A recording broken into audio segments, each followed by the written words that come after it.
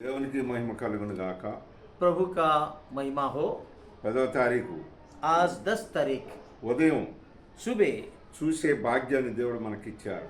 आज 10 तारीख सुबह का समय देखने के लिए प्रभु हमको आंदन मौका बट्टी। दिए, इसलिए దేవునికి వందనాలు. प्रभु को धन्यवाद करता हूँ। మనమందరము కూడా हम सभी लोग దేవుని వాక్యాన్ని प्रभु का वचन को శ్రద్ధగా दिल भर के వినినట్లయితే, सुनेंगे तो దేవుని వాక్యాన్ని प्रभु का वचन శ్రద్ధగా చదివినట్లయితే अच्छा मन से पढ़ेंगे तो దేవుడు ఎవరో నీకు అర్థమవుతాడు. तो प्रभु कौन है हमको मालूम पड़ेगा। చూడండి, ఇక్కడ రాసినారు, దేవుడు यहाँ जो लिखा है परमेश्वर इसे ఆయన ముందుగా వెలుసు ये हमारा आगे जाते जाते ఏం చేస్తున్నాడు మనకు మేలంటే, हमको क्या भलाई कर रहा है।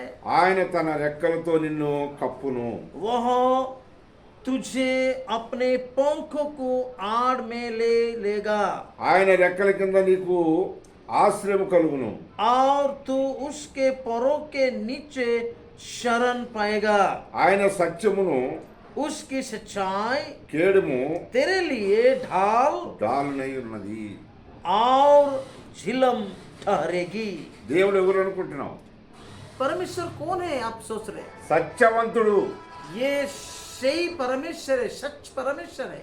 ఆ సత్యవంతుడు ये सत्य परमेश्वर నీ గురించి आपको నిద్రపోవట్లేదు, आपके लिए नहीं सो रहे, కునుకక కాపాడుతున్నాడు.